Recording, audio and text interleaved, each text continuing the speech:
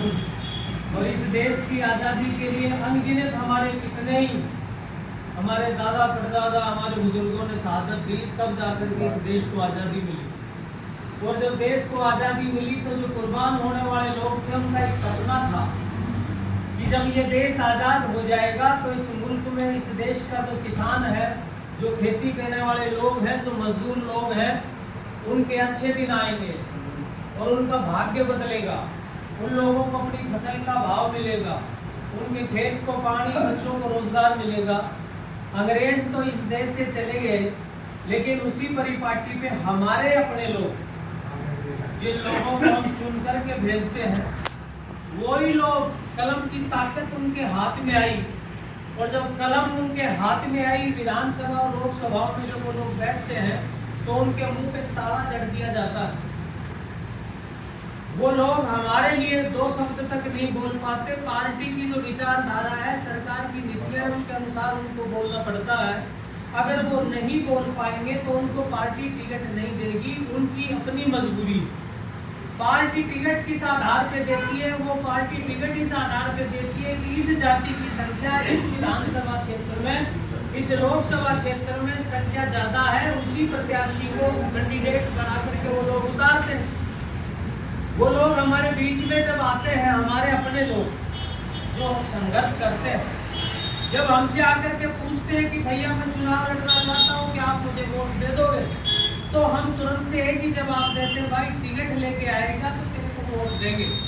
वो जो साथी है हमारा, वो समझता है इस बात को कि ये पार्टियों के बंधुआ मजदूर लोग हैं, ये मुझे नहीं वोट देंगे, ये पार्टी के नाम पे देंगे। तो वो चमचागिरी पार्टियों की शुरू कर देता है। उसको जो भी करना है, साम दाम दंड भेद से वो टिकट हासिल करके लाता है आपके बीच में। फिर हम लोग उसके साथ लग जाते हैं। जाति, धर्म, क्षेत्र, गोत्र, भाषा के आधार पर लगना पड़ता है, हमारी मजबूरी हो गई। क्योंकि गुलामी 200 साल तक हमने झेली है, तो वो ब्लड हमारे बीच में दौड़ता है कि गुलामी की आदतें अभी पूर्ण रूप से हमारी गई नहीं है।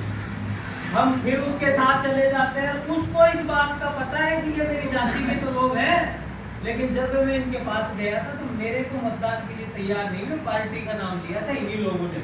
तो पार्टी को बड़ा समझता है, समाज को, इस किसान कौम को नीचा समझता है और उनके कहे अनुसार चलता है। ये राजनीतिक परिभाषा, राजनीतिक परिदृश्य आप और हम लोग इसको देखते आए हैं और 70-75 साल से इसी तरीके से हमारा शोषण होता रहा।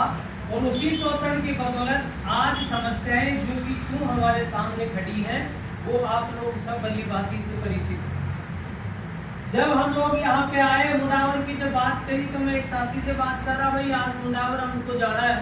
तो उसने कहा भाई साहब, तो मैंने कि किसानों की एक हमारी महापंचायत की हमारे बहुत ही मजबूत, हमारे हमदर्द के रूप में और किसानों की पीड़ा को महसूस करने वाले राम भरोस जी यादव की कंधों की जिम्मेवारी दी है।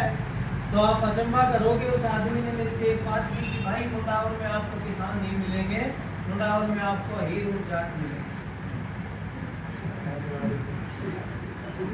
ये आप किसान के नाम पे जहाँ पे जा रहे हो, वहाँ पे वही दो जातियाँ आपको पाई जाएंगी। मैंने कहा भाई जातियाँ तो रहनी चाहिए, तो बढ़िया बात है, तो जाति व्यवस्था। उन्होंने कहा, तो मैंने उसका जवाब दिया कि वो दोनों जातियाँ चुनाव में जिस तरीके से होते हैं, वे पार्टियों में बैठ के अपना काम करते हैं, लेकिन एक जाजम है हमारी, जिस जाजम पे हम बैठ सकते हैं, उस जाजम का नाम किसान है। अगर जाति की बात आएगी तो हम फट सकते हैं, लेकिन किसान के नाम पे हम लोग मैदान में डट सकते हैं। और ये वो जाजम है जिस जाजम पे हम सभी जातियों को लेकर के बैठ सकते हैं, क्योंकि ये वो जाजम है जो हमारे बच्चों का भविष्य तय करती है। ये वो जाजम है जो हमें कर्जे से मुक्त कर सकती है, और ये वो जाजम है जो रोजगार उपलब्ध करवा सकती है। उस जाजम का नाम किसान महापंचायत की बिछी हुई जाजम है। ये जाजम संगठन का प्रतीक है, ये हम लोगों को संगठित कर सकती है। और जैसे हमारे नक्की सिंह जी ने बताया, लठ की जो इन्होंने परिभाषा दी, जो इन्होंने बात करी, ये लोकतंत्र की जो व्यवस्था है, इसमें लाठी, बंदूक, तोप और तलवारों की कोई जरूरत नहीं होती। यहाँ पे सिर्फ खोपड़ियाँ गिनी जाती हैं।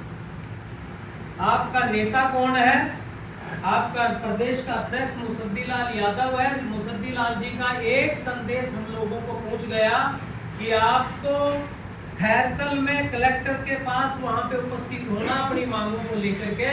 तो हम लोग इनके कहे अनुसार वहीं पे जाके खड़े हो गए, कुछ नहीं करना, सिर्फ हम खड़े हो गए।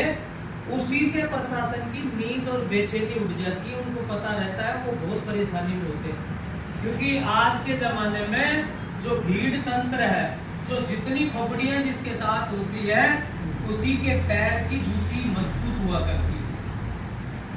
वो आपकी समस्या सुनने के लिए आ जाएंगे। आप 10 आदमी जाकर के हो अल्लाह करोगे तो पुलिस वाले उठा के आपको फेंक देंगे, कोई भी सुनाई करता।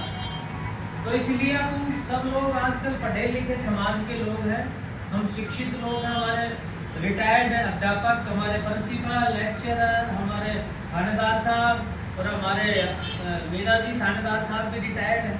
फोर्स के लोग भी हमारे बीच में सब लोग आपको हम लोग बैठे हैं। सिर्फ हमें ज़रूरत है संगठन की, और दूसरी हमें जो ज़रूरत है, जो मुख्य ज़रूरत है, वो अनुशासन की।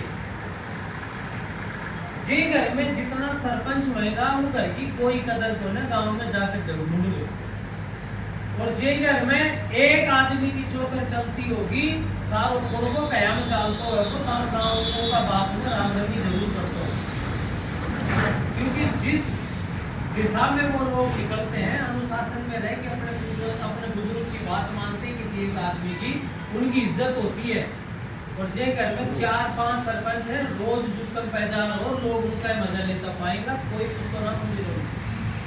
तो अनुशासन का मतलब ये है कि हम लोग जो संगठन की जो परिभाषा